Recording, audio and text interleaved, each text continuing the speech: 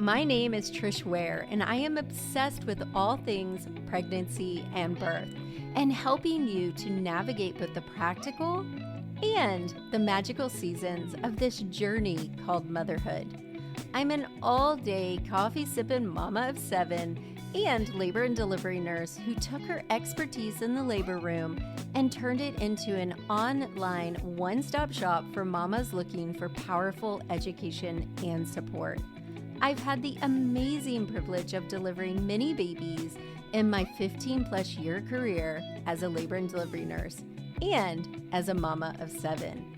I'm here to help you take the guesswork out of childbirth so you can make the choices that are right for you and your baby and write the birth story of your dreams. So hit subscribe and let's replace your anxiety and fear with complete confidence. Quick note, this podcast is for educational purposes only and does not replace your medical advice. Check out our full disclaimer at the bottom of the show notes.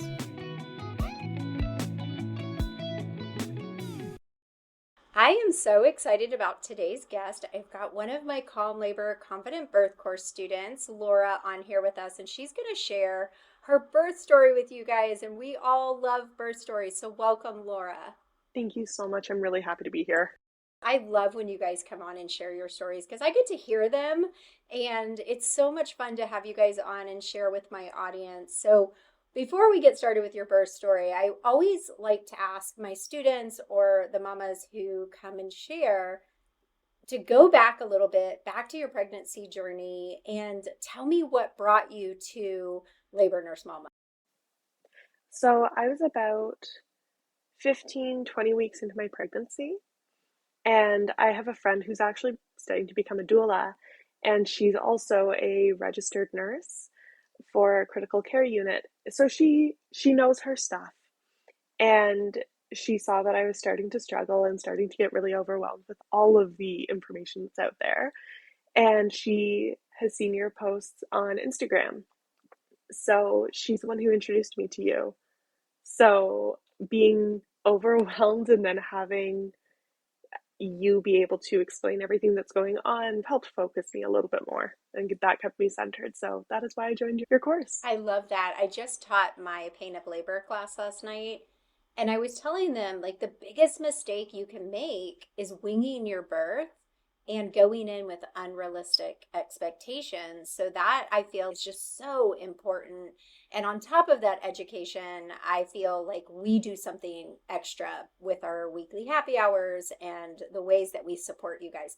Okay, so let's talk about your journey towards your birth. And so you took the birth class, and now let's talk about getting close to time and what was going on, and tell us your last weeks of pregnancy. Everything was crazy, chaotic, but also delightful at the same time. So I went off of work about a month before my due date, a little bit more before my due date, and my sister-in-law and I went down to Toronto, and that's how we started my mat leave. And just coming off of work, where I have incredible clients that I get to socialize with every day, I lost that. So I actually ended up feeling a little bit lonely in my end stages of pregnancy. And how many weeks were you when you did this? When I did this, I was 30. Or sorry, no, 34. 34 weeks. Yeah. I was 34 weeks pregnant.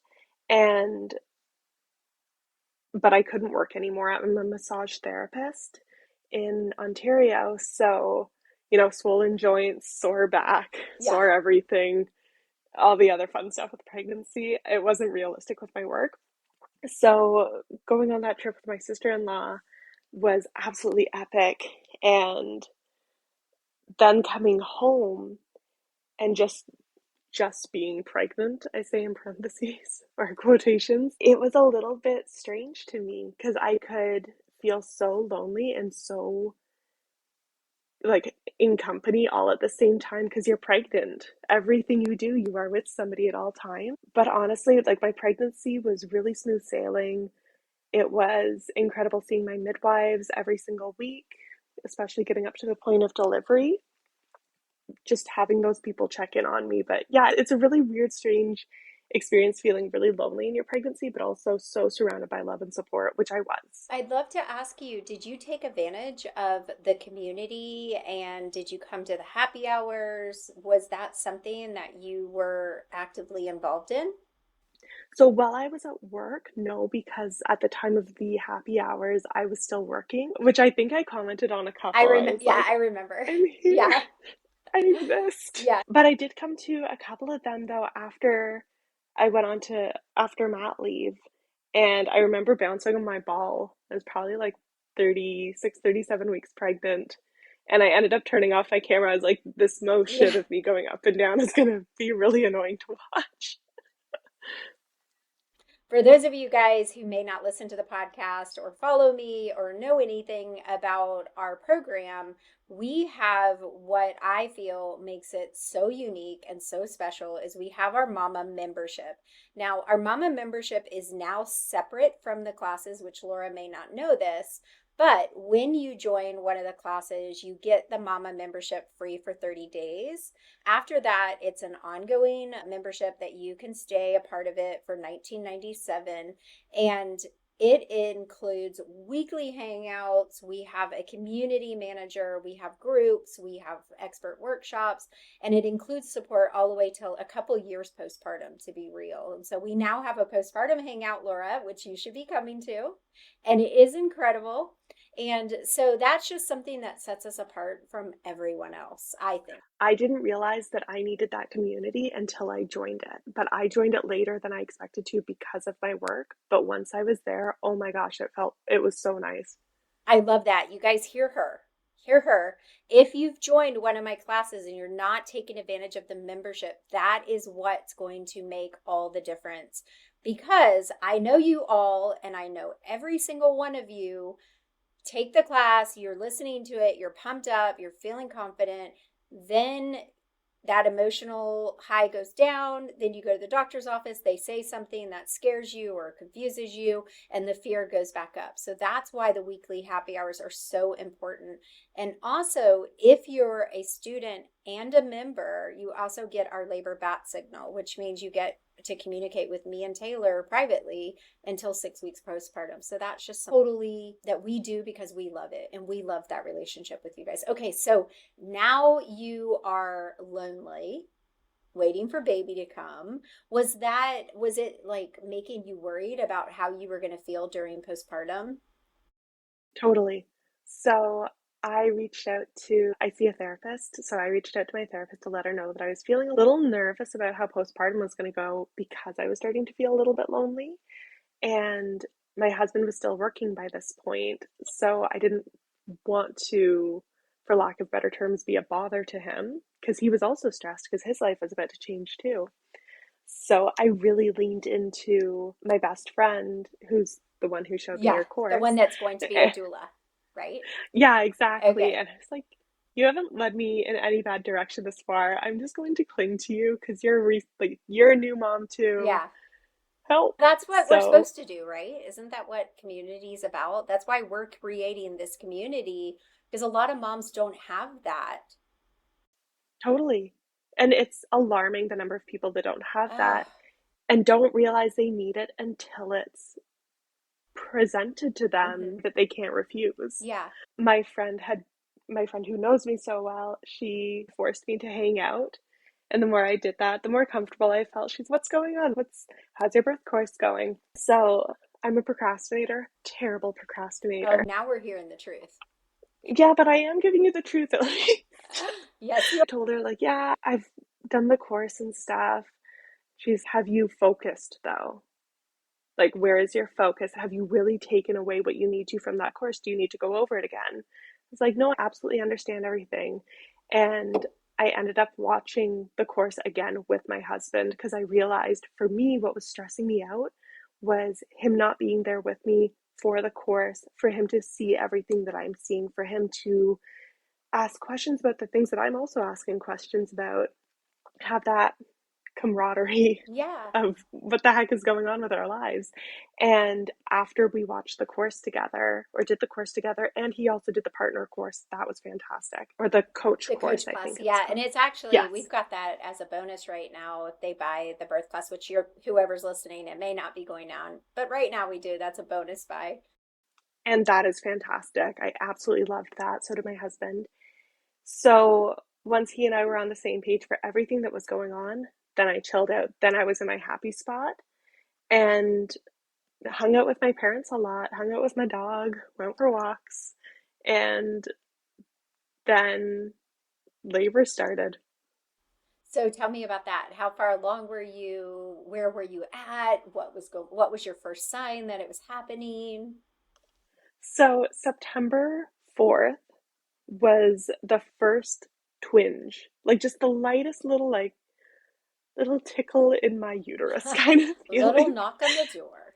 It's just like, hello. I'm like, oh, okay. All right. I'm not opening the door yet, but I'm waiting for you to do this. And it eventually went away, came back a little bit throughout the night, but nothing really substantial. And then September 5th at 3:30 in the morning, I woke my husband up and said, okay, like this is go time. I can't sleep anymore. I'm waking up with discomfort. And we called my midwife, and because my contractions were every minute and a half, lasting 30 seconds, and this was going on for an hour, I wasn't sure what the ratio was. I know about every 411 or 511, depending on what area you're in, because everybody has different recommendations depending on what area of the world you're in. So I called my midwife, and she said, nope, pause, stay at home as long as you can. Yes, that is good Yes, advice. stay home as. I want to interject really quick for those of you guys listening. So the labor nurse in me, and I'm sure this midwife, when you hear that someone is having every minute and a half in their 30 seconds, that's a really good indication that yeah, she might be in early labor, but her body's still finding its rhythm. And so you really want to wait for it to get very Yeah. rhythmic. Something that really confused me because I wasn't sure if I was fast tracking. Is this more intense than the 411 rule? What's happening to me? But exactly, my body was sorting itself out. And she said, stay at home as long as you can. Once your contractions are following the necessary pattern for you to call me, that is when you call me. So about 6 a.m. hits, and I call my friend who's becoming the doula. Her name is Ray, for easier context. Her Okay. name is Ray. So my husband ended up calling Raylan and said, hey, you need to know Laura is in labor. And she came over probably at about, oh, I want to say 11 o'clock, but I was off in La Land. I don't even know what day it was at that As point. you should be. That's your only job Yeah, is to labor when you're in labor. it was insane. So she showed up. I was still in my bed. I was moving around as you recommended. And she essentially allowed my husband, Rick, to get sleep so that he could drive me to the birth center later. And she was my focus. She was my center for me to stay grounded. I think my favorite part of laboring at home, two parts. One, being in the bathroom. She brought my salt lamp in and we had relaxing music going, Nice. and had a squatty potty that I would put my foot up on so that it was that asymmetrical Yeah. thing. So just switching around every 4 or 5 contractions, what position I was in. She brought a peanut ball. I was on the yoga ball. And my other favorite part, my dog would not leave my side. Oh, nice. She was so sweet throughout the whole Labor thing. comfort support. With fuzzy ears. It Yeah. was wonderful. So labored at home until about 4 o'clock, 4 p.m. This is September 5th still. And so I labored on Labor Day, I'm just saying. Nice. So, That's appropriate. right? So my son will never live that down. My midwife comes over, she checks me, she says, congratulations, like you're at 6.5 centimeters. You've done really well. We're able to move over to the birth center. So my husband and I get packed up, ready to go. My best friend meets me there. And the birth center in Ottawa is stunning. I wish everybody, even if they're planning on going to the hospital, I wish they would just do a tour of this place. Nice. It has a fireplace. I'm so It has jealous. a walk-in shower, queen-size bed that reclines for you, and a huge tub that honestly you could probably fit 4 people in, but unless you're having triplets, it's pretty much you in there Oh, and the wow. baby. So it was super cool, and the tub is the big one that I wanted to try. That was something I was always really drawn to. So I ended up having a water birth, Oh, I but love it. it was so cool. But I'm getting ahead of myself. So probably about 2 minutes to 11 p.m., my water finally broke.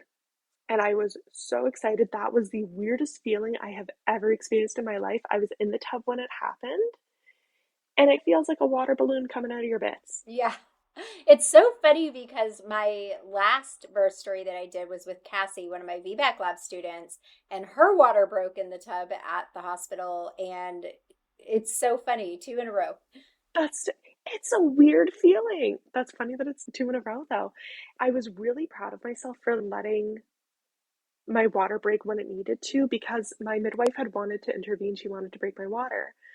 I think you're getting a little bit tired. You're only at 8 centimeters.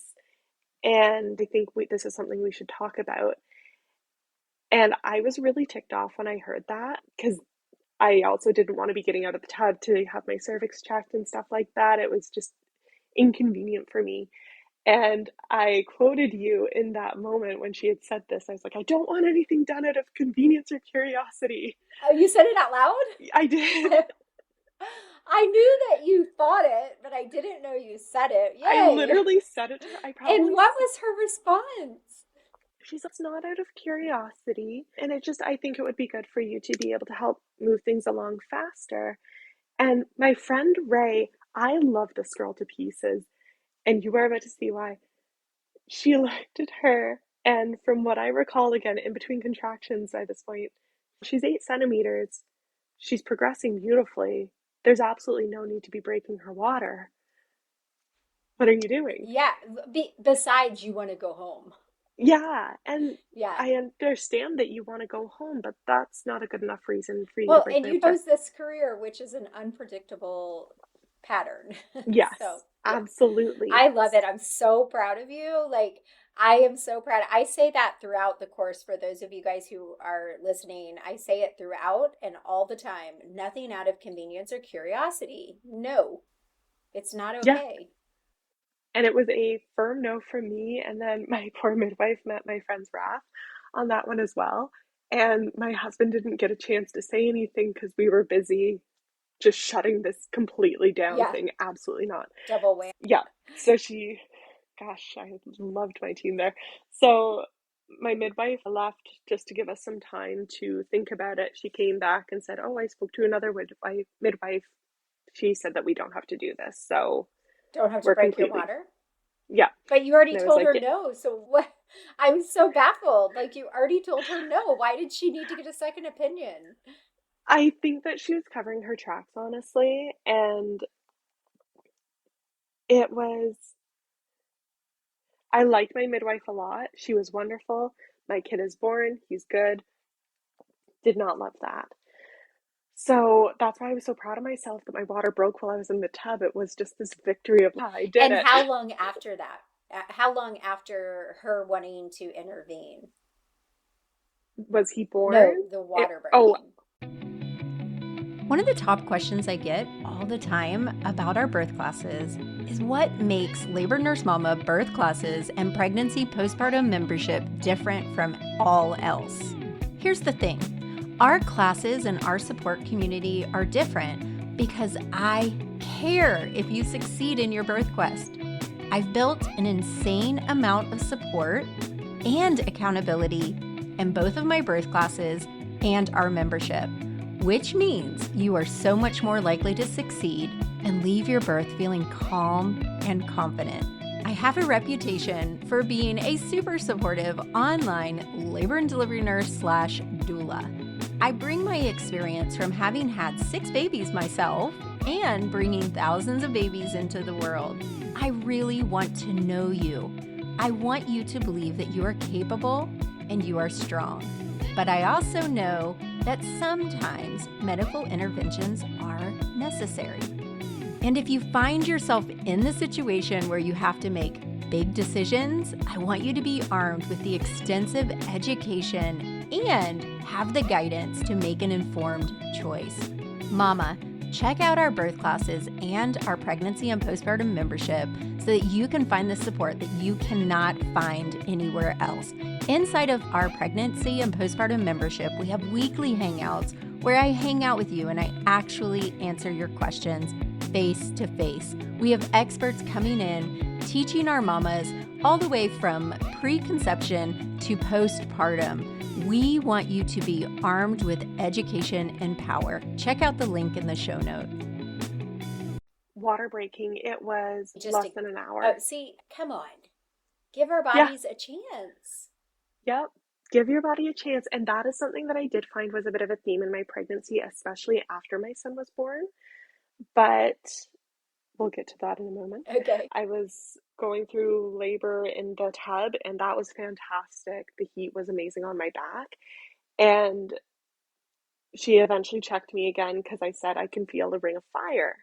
She's checks me. I'm at 10 centimeters. She's like, I'm going to call the backup midwife. She's going to be here in 25 minutes. Don't push. In a little bit more of a colorful way, he said, are you effing kidding me? And just for a side note, you guys, so Laura, when we were prepping for the episode, she was like, is there any rules? Am I allowed to swear? And I told her she can. It's okay if she does. I personally, it's really funny joke in my house because my husband, he swears a bit, but I don't say the F word. When I say the F word, it's fudge. And when you say effing, I'm thinking fudging is what I think. That's where I go. But there is no judgment. So, sometimes the F word is appropriate and a lot of times in labor, very appropriate. And I think when I said that to her, she understood and was like, yeah, okay. So yeah, I was not pleased. And I withheld pushing as much as I could. But I was also really ticked off because I'm like, my body's telling me to push and you're telling me not to. I don't understand why she couldn't do the delivery. She's a midwife, from my right? understanding, in terms of the regulations in Ontario or in Ottawa, I don't know how they change from place to place, but there's a midwife for you and then a midwife for your baby. Okay. So they can have their focus on you and then one on the baby. I have no idea why, but that's what the explanation was for me. In the US, a midwife is like an OB, like a provider. And then you have your labor nurse, and mama has a labor nurse, and then there's a baby nurse. So it sounds to me like the role is a little blended. Yeah, I would say so. Because the only people that were in the room were my midwife, my doula, my best friend, and my husband and I. So there were only 4 of us in there. And then So the midwife plays the role of the labor nurse Correct. As well. But she also came to your house to check you. And then she goes to the hospital and stays with you. Yes. In my case, birth center or hospital. So that's so different than the US. But sorry. It's just so different. I'm sure some of my listeners are wondering as well. So now we have her wanting to break your water to get things going. Now that things are really going, she wants you to hold off. So I didn't hold off. Because I also remembered you saying that it was like, trust your gut, trust your body knows what it's doing. This is a natural process. So I did end up pushing and I have no regrets on that. But I'm pretty sure I had a death glare for days for that lady that was just burned into her soul. But the other midwife showed up. I'm in the tub, and for everybody listening, if you pee, if you poop, that is totally normal during your labor. Do not be embarrassed about it. I was in a tub. They have a fishnet for your poop. Oh, interesting. That was a fun side note, right? So a lot of the hospitals in the US don't actually allow you to do the delivery in the tub. You can labor in the tub, but you have to get out. And I know it's weird, right? Now, birth centers you can. Okay. I have no idea what it is for the hospitals here, but it was a cool experience. I absolutely loved the tub for pain management, but for labor, it was really cool because by the time the other midwife came and I was actually allowed to push on their standards, it provided so much relief while I was pushed internally as well. That's Like amazing. it supported my joints so perfectly. So by the time I could feel his head coming out, both my midwives are there by this point, and I can feel the head, which was so cool, so trippy, but also I had a ugh, like Yeah. that's But gross. yet the poop getting fished out with a fish scoop. You were like, It's really not, I'm good. Baby's with head grossed out. baby's head grossed out, but excrement around me, I'm like, whatever. It's so funny because like I tell my husband all the time, poop, that doesn't bother me. I've dealt with it so much. Vaginas, all the stuff that happens there doesn't bother me. But if you cough up snot and it gets on me, I might just pass out. I can't, even now, I still can't do the snot sucker thing on my son Yeah, because I'm like, it's ugh. awful. I know anything respiratory, I'm like, no. But mama's pooping, I don't care. I get excited. I'm happy. I know you're doing it right. Yes, Good way to go. This is a sign we're on the right track. exactly. My poor husband, though, because he was in the tub with me, he's like, that is a sign of love. Love, I was in there with you while I saw all this stuff coming out of you. It's so funny. Just a completely unrelated story. So I have two daughters, and they're, let's see, 5 years apart. And my oldest daughter, they were taking a bath together. Lainey was like 2, my oldest daughter's 7, and Lainey pooped in the tub. I was sitting next to the tub or something, maybe on my cell phone, like not completely paying attention. And my older daughter started screaming like a murderer was in the Oh house. no. And like, I'm like, what is it? And she's screaming, and then she points, and there's poop just floating on the toilet. So when you're saying that, I'm picturing this with you and your husband. Yeah. Oh yeah, absolutely. And then you just bring in a little like really vibrant blue fishnet and just take it So, out. right now that all the women that are like really panicked about pooping during labor are dying. So I want all Yes. of you guys to take a nice deep cleansing breath and say out loud, if you poop during labor, you're pushing correctly. It's not bad. Okay. No. All right. So poop is scooped out. Baby's head is there, ready to go.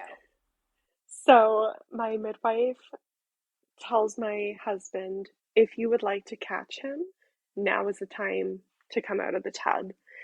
And he paused and looked at me and was like, I'm wherever you need me to be. And in my really intense barbaric noise making state, I won't recreate the voice for you, but it was along the lines of, if you want to do this, do it now, because I'm not promising I'm doing this anytime soon after. Get out. Yeah. Yeah. He barely had time to put the gloves on, but he's the one who caught our son and passed him to me. It's so funny to me. Like when I do my birth plan consults with the mamas and the partners, I always offer to the dad, if you're interested, this is what's called assisting with the delivery, and you can also cut the cord. And I always tell them, so right before this, they're going to want to put gloves on you. But I personally am like, he's been there before. Like he's been in the vagina, obviously. He's touched the area. This is his baby. It's not a sterile procedure because the baby's coming out of the vagina. So why they put gloves on the partner, I don't know. Makes no sense to me. I thought it was hilarious because Rick had just been in the tub with me Yeah. And with the now, beautiful image I yeah. painted And you. now he has to put gloves on to touch the stuff. I don't even get it. That's even more nonsensical to me. But that, again, we went off on a tangent. So he's got his gloves on. He's ready. He gets the baby. He grabs our son and then he passes him to me. And I actually have a photo of that first moment of Oh, me just holding my son, and my husband had his hair was really long, so we pulled it back so he's got a man bun and he looks like he's photo bombing because he's so excited and is this a beaming. picture we can share on Labor Nurse Mama, or is it inappropriate for you to have on social media? Because you're in the tub, so I don't know. I'm in the tub. I'm covered. Nothing's showing. It just might traumatize some people. There is no poop floating in the photo. Okay, no But nets, no blue nets. no nuts in line of sight. Maybe I'll send it to you and then you Okay, can all right. gauge for yourself I what's can, I can appropriate. blur stuff too. I'm more worried about you. Okay. I don't care. Yeah. Anything's game with me. I literally had a baby at Yeah, this point. I'm just like, we can do anything. yeah. So I am woman. Hear me roar. exactly. So it was baby's born. My son's name is Finn. Oh, I love that name. And so I'm holding Finn and I'm like, oh my gosh, this is like, holy crap, I have a baby. And it was less than 2 minutes and they had me standing, walking out of the tub while cord is still attached and over to the bed. And I got a bloody handprint on the wall. It looked like a murder scene in there. And yeah, my husband cut the cord. They weighed him. I only had level 1 tearing, Nice. but it would not stop bleeding. So they did stitch me, and which was completely fine. And they have a lidocaine spray or a lidocaine gel here that they put on you to help numb the area first. Yeah, in the US, just for mamas who go unmedicated in the US, if they do a repair, they're going to give you just an injection of lidocaine, usually. Perfect. Yeah. But it wasn't bad at all. I did have to have Pitocin to get my placenta out. So the Pitocin is optional. And for me, I took it just in case, but it was for about 15 minutes. Then they started saying, we might have to transfer you to hospital if you don't. Because you're bleeding. Deliver your placenta. Oh, the placenta. Okay.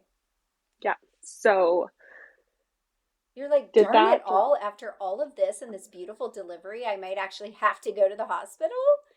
I was so peeved. And I was like, no, but apparently my body responds well to threats, because then it was like, here's your placenta. Nice. So then they said that you had to go to the bathroom after. So I tried to pee and I couldn't. They told me that they needed to put in a catheter. Wait, how long after delivery was that? 20 minutes? What? 20, 30 minutes. Okay. So again, advocating for yourself. This is the secondary midwife who I haven't dealt with. This is the one who is supposed to be there for my son, not me. And she's saying, go to the bathroom, but otherwise we're going to have to put a catheter in. I'm allergic to silicone and rubbers and a bunch of other stuff, so I would have to be put on antihistamines if I have a catheter in me, which I didn't want to do because breast milk. Well, and you would want that happening down there after all that's already happened down there. Absolutely. I'm like, no freaking kidding. I'm swollen. I was also in a tub. Maybe I was peeing in there and didn't know it. Yeah. So I turned around and as politely as I could, I was like, can I have 5-10 minutes? Can I just be left alone, please? And because I had no time to breathe, and I understand that after you have a baby, you really don't get a lot of time to process what just happened to you immediately after. But being told, oh, we might have to send you off to the hospital because your placenta isn't here right this second. We've given you a shot. It hasn't worked immediately. And then that finally settles down. My brain calms down and says, okay, we're fine. Oh, you need to go to the bathroom right now. Otherwise, we're going to have to do this to you. And we know that's going to result in medication for you and an allergic reaction. I'm like, oh my gosh, I just want to be left alone for a wee bit of time, process, let me do my best. And I managed to go to the shower there. And I did manage to pee, which I've never been more excited about in my life. So that all worked out, and then I was home after about 4 hours post-delivery. So I'm so blown away because there's so much about your birth story and your experience that's so beautiful, and it's the natural process. It's going great. And one of my big pet peeves here in the US, which, Taylor, our team doula, is from Toronto. And so when I interviewed her on the podcast, that was the first I heard about a lot of stuff that happens in Canada that's so much better than the US. But what I'm blown away about is that even though they've created this beautiful birth experience, birth center, birthplace, they're still doing things that they don't need to do. I don't understand. Granted, you just had a baby. Your timeline might be a little fuzzy. But let's just say within 20 minutes, 25 minutes, they have already threatened to take you to the hospital because your placenta has not come out, and they're wanting you to go to the bathroom. But really, it can take, we really aren't gonna, normally, around 25-30 minutes is where we're getting a little antsy if the placenta hasn't come out. So it's just really surprising to me that there wasn't a little more patience. But then, which you're gonna say in a minute, how quickly you went home, which might be part of the reason. I don't know. So go ahead now. You've actually obeyed. You got the threat worked. Placenta came out. Your bleeding is doing Okay, I'm assuming. You've had Pitocin and baby is skin to skin. What is baby doing? Baby is skin to skin by this point. He was a wee little thing. He was 6 pounds, 1.5 ounces, but born on his due date. So he was skin to skin by this point. We were given a steak dinner. Nice. All right. Yeah, so both my husband and I got a steak dinner. You say that like you're embarrassed. Like you're like, I know no one else gets a steak dinner. It So is so bougie. Are yeah. you kidding me? Nice. So it's really funny. My second son, so I had my first son at this same hospital. Then they converted it and renamed it the birth center, right? And now it was an LDRP, which was very new back then because my sons are older. And which, for those of you guys listening, that means a labor, delivery, recovery, postpartum room. Typically in the US, you're going to labor and deliver in one room, and then you'll get transferred to your postpartum unit, which in hindsight actually is a little better because it's much quieter on the postpartum unit than the labor unit. So when they did this big promo and everyone who delivered there got an infant car seat and you got a romantic dinner the night after the baby was born, because we stayed 1 or 2 days. And so we had the same thing. We had a steak dinner with roses and like fake wine and all this. So you're not that bougie, Laura. You have to understand, I'm a chicken nugget kind of girl. Yeah. So I'm getting a steak meal with like nice potatoes, and my husband and I are just sitting there, what the heck? He's got his shirt off. I'm completely naked. I'm like, this is not how I Okay, so I'm such a visual person, and I did not need to visualize this. Thank you, though. Thank you. They had me skin to skin, and I had just... And now you're at a table eating steak dinner naked? No, I'm in my queen-size bed that reclines. Oh, okay. And he's in the bed as well. Okay, this is better. That's a little better of a visual. I was picturing you guys at a table. Oh, no. I don't know why, but that's where my mind went. When you said steak dinner, I pictured what happened with us, which was a table. No, there was... Okay. Nope. It's a little better. We were contained. Got it. I was contained. Okay. Oh yeah, that would be very beautiful, would it? But yeah, so I had our steak dinner, and then 4 hours after Finn was born, then we were told we could transfer home because I was looking good. I was bleeding a reasonable amount. I was feeling pretty good, and I was coherent. My husband was doing well, and most importantly, Finn was doing well. So we were told we could head home. It's mind-boggling because there's not many people that here that happens to. So those of you guys who listen, I'm sure I've got two things happening right now. Some of my people are like, hell no, I'm going home at 4 hours with a brand new human. And then I've got other people who are like, oh, that's so beautiful and amazing. So I'm sure there's two schools of thoughts on that. So I'm really wondering, what are you two thinking? Like, you just brought a human in the world and you're going home alone with it 4 hours later. So I sat in the back on the drive over, and I had a flashlight on him. I was like, he's breathing. He's okay. And my husband was just driving. Holy shit.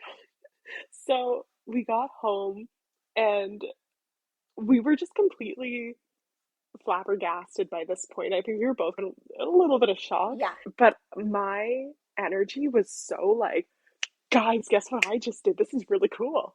And my neighbor was walking by as Rick was helping me out of the car, and he's holding the car seat with Finn. And my neighbor's just like, oh my gosh, like, how old's the baby? I was like, about 4.5 hours.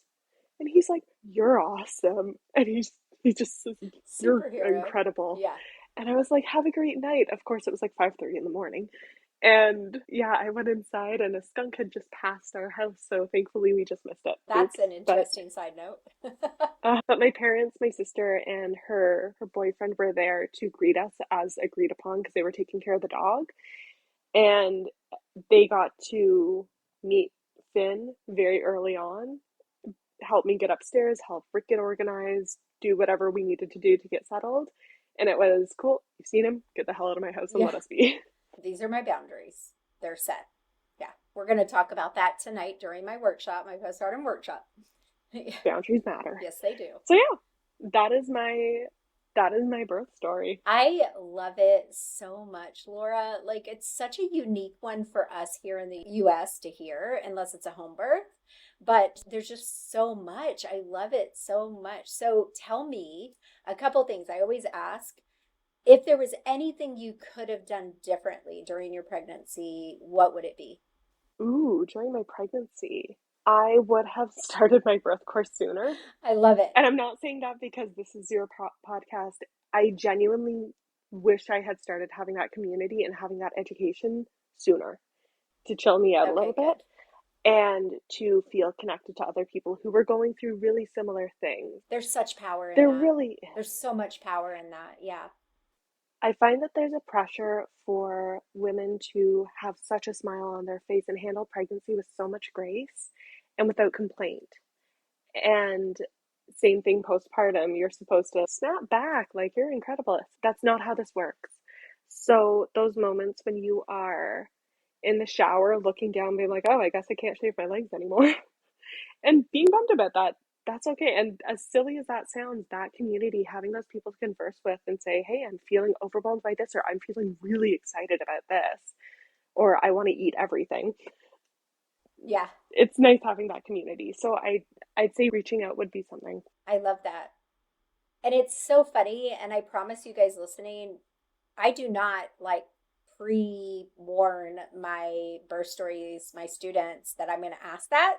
And we don't practice that. But almost every one of the birth stories where I do an interview with my students, they all say the same thing. Like they wish they would have started earlier. And I'm just saying this to you guys. The birth education is so important, but being able to hang out with me and my team doula and the other moms, that's where the power really is. It really is so unique. And that's why we've opened up the membership so that maybe I've got a fourth time mom who's like, I don't really need a birth class, but she needs the support and she needs the community. So that's why we've done that. And then for my moms who may be trying to conceive or maybe 8 or 9 weeks pregnant, they can always join the membership. And then when they're ready for the birth class, they can get the birth class at a discount. So that's why we've changed things up a little bit, because as you know, we offer so much insight. We just counted last night, and right now, for those of you guys listening, because I don't know when this will air, it's mid-November, and Taylor counted, we have 18 workshops, Laura, in the next 44 days before the end of the year. And the majority of those are postpartum and mama workshops and baby. So you should be taking advantage of it for sure. For sure. And we love our community so much. Okay, so now, what was the thing, if there's one thing you look at your labor and your birth, your pregnancy, what is one thing that is just like your thing that just makes you feel like that you loved the most about your birth? I loved my environment. As chaotic as everything got at times, my support people were exactly who I needed them to be in that moment. I needed Raylan to be tough and making me focus and intense eye contact getting me through. And I needed my husband to be there, to be soft and to say, I'm here for you. I love you. You're strong. And my environment had dim lights and chill music. And that was perfect for me. I think we nailed. I love that so much. Your environment is so important. Thank you so much for coming today and sharing your story. I am so honored that we got to play a part in this beautiful birth story. Thank you so much. Seriously, thank you a million times, because you helped me out. You're welcome. Oh man, I hope you enjoyed that episode of The Birth Experience with Labor Nurse Mama, where we broke down Laura's water birth, poop and all.